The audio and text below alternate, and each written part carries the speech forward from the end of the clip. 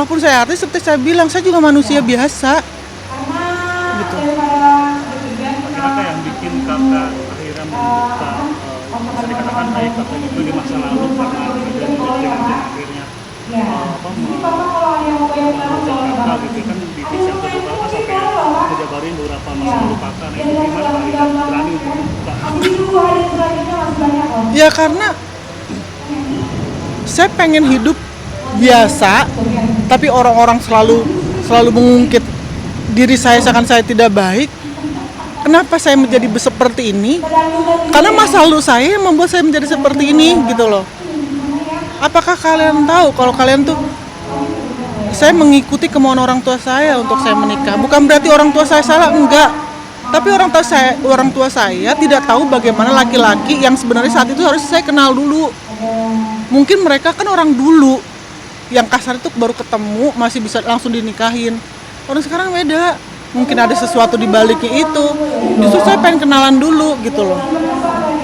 Gitu kayak sekarang saya sama Mas Jimo, saya udah lama sama dia, tapi kita udah lama baru kita publish. Gitu loh. Terus baru kita mau berencana nanti ke depannya bagaimana. Karena saya udah pernah menikah, dia juga udah pernah menikah, kita juga nggak mau gagal. Gitu. Nah Mas Jimo sendiri pernah cibiran juga nggak sih?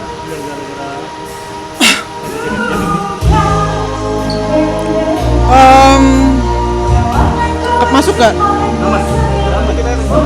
Lebih kenceng dikit aja kan suaranya.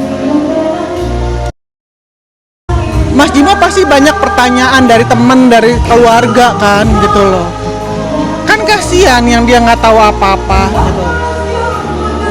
Ada yang dibilang ya beginilah begitu, ada aja pasti omongan gitu. Kenapa sih harus nyamain orang sama yang lain gitu? Belum tentu orang yang terlihat baik itu orang itu baik kan. Belum tentu orang yang terlihat tidak baik sebenarnya dia tidak baik gitu. Ada orang yang tatoan banyak bukan berarti dia orang jahat gitu. Nyari aja. Saya nggak pernah ngasih pengertian, dia yang tahu. Dia menerima saya tanpa melihat masa lalu saya. Dia menerima saya tanpa peduli omongan orang tentang saya seperti apa. Saya nggak bilang dia orang paling baik, saya nggak bilang dia laki-laki paling baik, enggak. Dia juga pasti punya kelemahan, begitu punya kekurangan, sama saya juga gitu. Tapi saat ini dan saya bilang juga kan di situ, semoga nantinya di komennya di postingan Mas Jimo tadi saya ngomong, selamanya dia seperti ini ke saya gitu. Saya ngomong juga ke dia, ke beliau kalau misalkan amit-amit auzubillah min dzalik kalau ada apa-apa saya sama Mas Jimo, saya juga nggak tahu bisa percaya sama laki-lakinya sampai butuh berapa lama lagi gitu. Saya ketemu Mas Jimo di saat saya lagi tidak mau untuk deket sama laki-laki. Dia tahu gitu loh. Orang bilang saya nggak introspeksi diri. Emang saya bilang keluar di medsos kalau saya lagi introspeksi diri? Mungkin kalau kamu perhatiin, saya tipe yang jalan banyak sama teman-teman saya kan. Bisa makan siang, kemana, acara kemana. Bukan nama sosialita, bukan, tapi sahabat-sahabat saya. Sekarang saya jarang. Kenapa? Karena saya lagi mengurangi interaksi saya sama orang di luar. Saya pengen bebenah diri. Bukan berarti teman-teman saya nggak baik-baik, mereka baik-baik. Tapi saya pengen bebenah diri saya sendiri dulu. Gitu. Jadi di kondisi sekarang Mas Jimo sebagai supporternya kakak Dia sangat. Dia support sistem saya banget untuk saat ini dan saya berharap ke depannya juga gitu.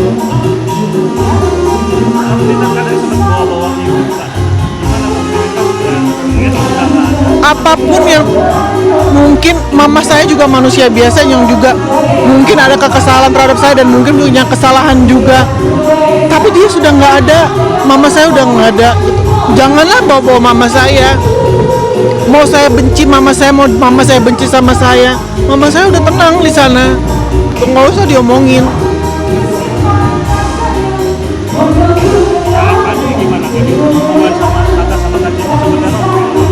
sih kita berdua tuh baik-baik aja, ntar juga dia jemput saya. Kita mah nggak ada masalah, yang bikin gerah tuh netizen aja ngelihat kita berdua. Kenapa saat saya mengeluarkan, saya ngasih tahu kerjaan saya sekarang seperti kerjaan yang baru saya gitu, nggak ada tuh yang komen. Dulu saya nggak ngasih tahu apa kerjaan saya, tapi mereka pada komen seakan-akan saya tuh punya gadun lah, saya punya simpenan lah, dari mana kalian punya duit.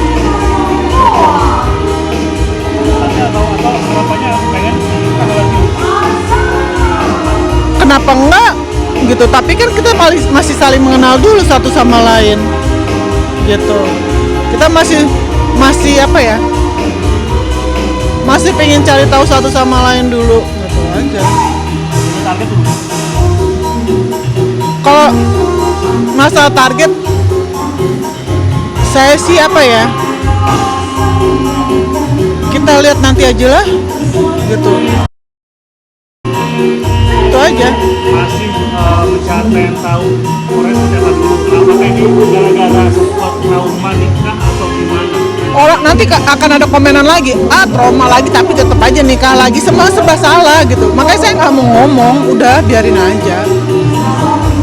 Tapi dari banyak netizen yang komentar, apakah akan berencana untuk melaporkan di dalam seperti apa? Saya bukan soal agamais ya gitu. Saya tahu ada yang namanya tabur tuai, sama aja kayak karma kan, apa yang kita tabur itulah yang kita tuai gitu kan. Mungkin bukan saya yang balas, tapi akan ada orang, dia akan dibalas juga kok sama Tuhan. Mungkin bukan sekarang, tapi nanti bukan kena ke dia, tapi bisa kena ke keturunannya, bukan saya nyumpain gitu. Jadi saya bukan manusia suci yang bisa, yang seakan-akan saya nggak pernah bikin salah, terus udah gitu ada orang bikin salah sama saya langsung saya enggak.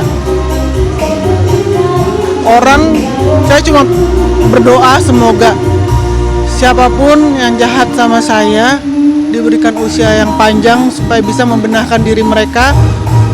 Jangan sampai pas ajalnya mereka udah tiba, mereka masih menjadi orang yang tidak baik. Itu aja udah.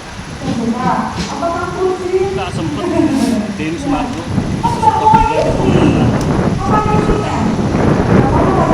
Saya baru, jujur ya, saya baru baca semalam sebagian, terus tadi sebagian, sampai ada ipar saya bilang, Kak udah Kak jangan dibaca. Jadi saya nggak baca semuanya, cuma kebetulan Denny Sumargo namanya emang keluar semalam, saya lihat gitu kan. Sampai ada DM juga dari siapa, Gilang Dirga juga ada yang DM saya, tapi belum saya buka, sama sekali belum saya buka, karena saya cuma lihat nanti dulu deh gitu. Terus ya saya berterima kasih banget karena Denny Sumargo ya salah satu orang teman baik saya yang dari dulu yang selalu mensupport saya, begitu juga istrinya juga ya, Ci Olive juga, mereka tuh support saya. Kayak waktu saya masih sama yang terakhir pun, waktu kita ada masalah, dia selalu telepon saya, suami istri itu telepon saya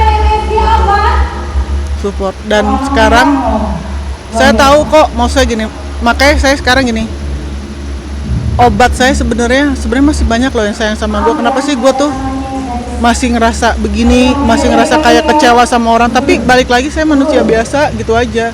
Saya cuma pengen ngeluarin, nggak sepenuhnya semua salah gue loh, kasarnya kayak gitu. Itu aja. Dan kalau dibilang sensasi, saya nggak mau cari sensasi, dari dulu juga saya nggak mau cari sensasi. Terus dibilang katanya menikah sama yang terakhir, dibilang katanya cari sensasi, masa saya harus sumpah sih? Nggak ada, saya harus sumpah demi Tuhan, saya nggak ada yang namanya saya mau cari sensasi, cuma cara kayak begini. lagi mungkin apa ada pesan nggak sih buat netizen yang kata kasar? Orang pada bilang ya kalau misalkan nggak mau kalau nggak mau dikomentarin negatif ya nggak usah main medsos atau nggak usah posting.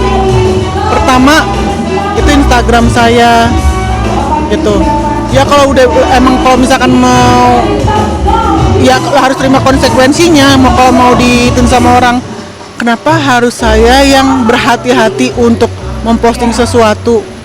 Kenapa bukan kalian yang belajar untuk supaya tidak, apa susahnya sih menahan tidak mengkritik orang gitu. Bukan hanya saya ya, banyak gitu loh, banyak siapapun gitu. Saya selalu bilang sama teman saya, abis ngomentarin ke kita, berapa detik kemudian dia ngomentarin yang lain, udah cuekin aja. Tapi ternyata saya juga nggak sekuat itu, kuat untuk berapa tahun. Tapi saya cuma bisa nggak sih?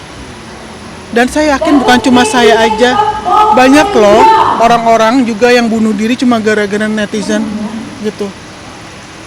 Kasian. Jadi belajar untuk menggunakan, sekarang kan bukan mulut yang, tapi ketikan gitu. Gunakan jempol kalian dengan baik gitu. Dan kalau saya minta maaf kalau misalkan postingan-postingan saya mengganggu kalian semua. Saya minta maaf kalau misalkan postingan-postingan saya tuh menunjukkan seakan-akan saya tuh bukan yang nggak bener, tapi saya nggak seperti yang kalian bilang. Itu aja. Terima kasih banyak Kak Lina. Hah? Sama-sama. Bergerak aja.